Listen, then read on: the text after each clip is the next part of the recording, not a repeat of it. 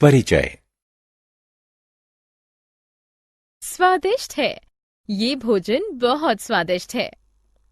सिमरन, क्या तुम जानती हो, जब यह भोजन हमारे शरीर के भीतर जाता है तो इस भोजन का क्या होता है?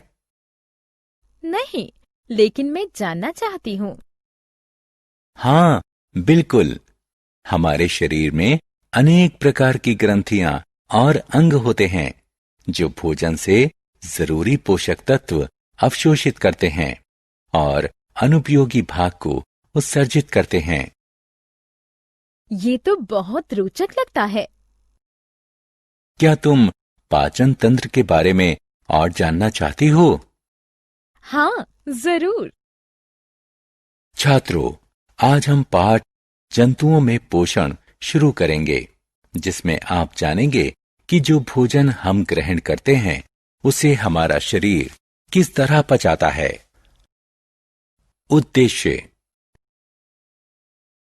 इस पाठ के अंत में आप निम्न करने में सक्षम हो जाएंगे: पाचन तंत्र को परिभाषित करना, आहार नाल के अंगों को परिभाषित करना, यह जानना कि आहार नाल के विभिन्न अंगों में पाचन क्रिया किस प्रकार होती है, घास खाने वाले जंतुओं में पाचन क्रिया की व्याख्या करना, अमीबा में आहार ग्रहण करने और पाचन के बारे में जानना। पाचन क्रिया क्या है? हम सभी जानते हैं कि भोजन जटिल तत्वों से बना होता है, जिसमें कार्बोहाइड्रेट, वसा और प्रोटीन शामिल है।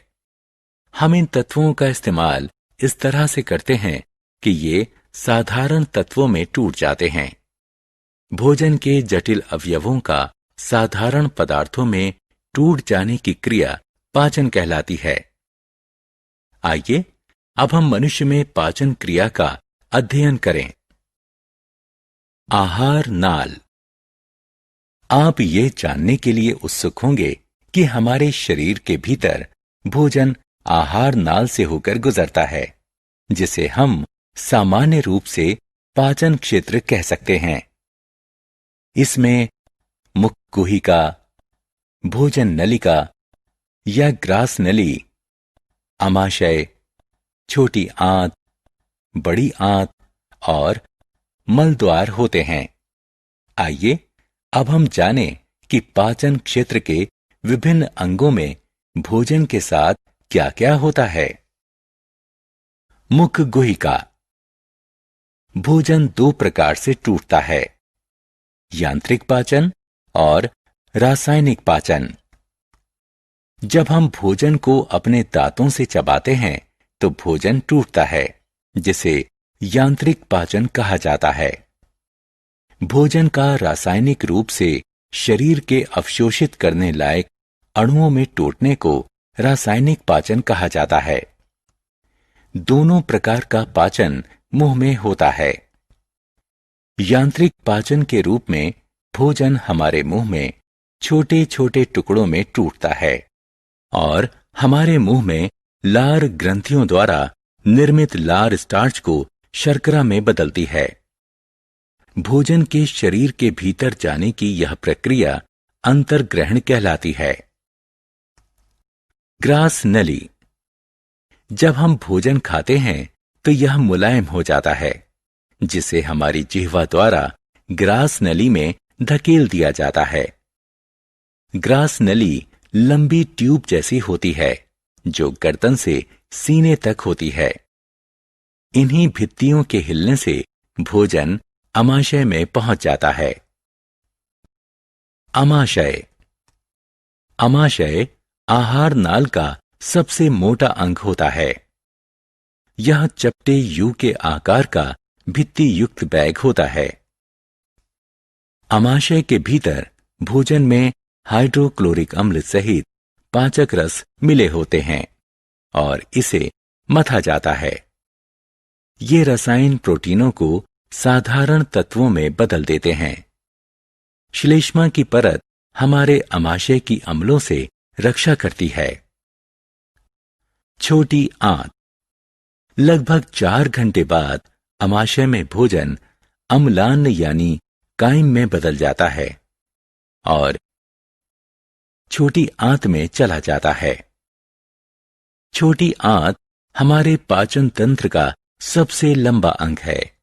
इसकी लंबाई लगभग 7.5 मीटर होती है और इसकी संरचना कुंडली जैसी होती है। इसमें भोजन के अधिकांश पोषक तत्व अवशोषित होते हैं। यकृत और अग्नाशय की भी पाचन में भूमिका होती है। यकृत के पित्ताशय में पित्त रस होता है जो वसा के पाचन में सहायता करता है, जबकि अग्नाशयी रस प्रोटीनों एवं कार्बोहाइड्रेट को तोड़ता है। उसके बाद आंशिक रूप से पचा हुआ भोजन छोटी आंत में पहुंचता है और आंत्र रस कार्बोहाइड्रेट को साधारण शर्करा जैसे ग्लूकोज, वसा को वसीय अम्लों और ग्लिसरॉल और प्रोटीन को अमीनो अम्ल में बदलता है और भोजन की पाचन क्रिया पूर्ण करता है। अब पचा हुआ भोजन रुधिर प्रवाह में पहुंचता है। हम इस प्रक्रिया को अवशोषण के नाम से जानते हैं। छोटी आंत में अवशोषण। छोटी आंत की भीतरी परत पर छोटी उंगलियों जैसी आकृतियां रसांकुर कहलाती हैं। क्या आप इस रोचक अंग के बारे में जानते हैं? ये पचे हुए भोजन के अवशोषण के लिए सतह क्षेत्र को विस्तारित करते हैं। उसके बाद अवशोषित तत्वों को रुधिर वाहिकाओं द्वारा शरीर के विभिन्न अंगों में पहुंचाया जाता है, जहां उनका उपयोग प्रोटीन जैसे जटिल तत्वों के निर्माण के लिए किया जाता है। इसे समावेशन कहा जाता है। बड़ी आंत। जब काइम बड़ी आंत में पहुंचती है तो यह बिना पचे हुए भोजन से अधिकांश जल व कुछ लवण अवशोषित कर लेती है। यह चरण महत्वपूर्ण है क्योंकि इसके कारण हम निर्जलीकरण, डिहाइड्रेशन से बचे रहते हैं। एक बार जब अधिकांश जल अवशोषित हो जाए तो ठोस अपशिष्ट बड़ी आंत के अंतिम अंग मलाशय में चले जाते हैं और मल पदार्थों को मल द्वार के माध्यम से बाहर निकाल दिया जाता है। इस क्रिया को उत्सर्जन कहा जाता है। तो इस तरह मनुष्य की पाचन क्रिया पूर्ण होती है। जुगाली। क्या आपने कभी गाय को चबाते हुए देखा है? विशेष रूप से तब जब वह कुछ खा नहीं रही होती है। गाय जल्दी जल्दी घास को निगल जाती है और इसे प्रथम आमाशय में इकट्ठा कर लेती है। यहां आंशिक रूप से पचा हुआ भोजन पागुर कहलाता है, लेकिन बाद में कड यानी पागुर छोटे छोटे गोलों के रूप में मुंह में वापस आता है, जिसे पशु चबाते हैं। इसलिए यह प्रक्रिया जुगाली कहलाती है। और इस प्रकार के पशु रोमंथी पशु यानी जुगाली करने वाले पशु कहलाते हैं। अमीबा में पाचन क्रिया। आपको जानकर आश्चर्य होगा कि कुछ निश्चित प्रकार के जीव होते हैं जिनमें ना तो मुंह होता है और न ही पाचन तंत्र। इसके बावजूद वो भोजन पचाते हैं। अमीबा ऐसा ही जीव है जो तालाबों में पाया जाता है। यह एक कोशिकीय जीव होता है और आप इसे बिना सूक्ष्मदर्शी के नहीं देख सकते। इसमें कोशिका झिल्ली, एक गोल नाभिक और इसके कोशिका द्रव्य में रिक्तिका होती है। यह पदाभ या आभासी पाद कहलाने वाली उंगलियों जैसी आकृतियों को धकेलकर अपना आकार व स्थिति निरंतर बदलता रहता है और अपने भोजन के लिए कुछ सूक्ष्म जीवों को पकड़ता है। भोजन एक आहार रिक्तिका में पकड़ लिया जाता है और पाचक रस भोजन को साधारण तत्वों में बदलने के लिए कार्य करते हैं। अंततः अपचित आहार रिक्तिका द्वारा बाहर निकाल दिया जाता है। अतः आप कह सकते हैं कि सभी जंतुओं में लगभग समान पाचन क्रिया होती है। आत्म मूल्यांकन। आइए देखें कि आपने क्या सीखा। सही विकल्प को खींचकर उपयुक्त स्थान पर ले जाएं। सारांश। आइए हमने जो कुछ सीखा है उसे संक्षेप में दोहराएं। भोजन के जटिल अवयवों का साधारण तत्वों में टूटने की क्रिया पाचन कहलाती है।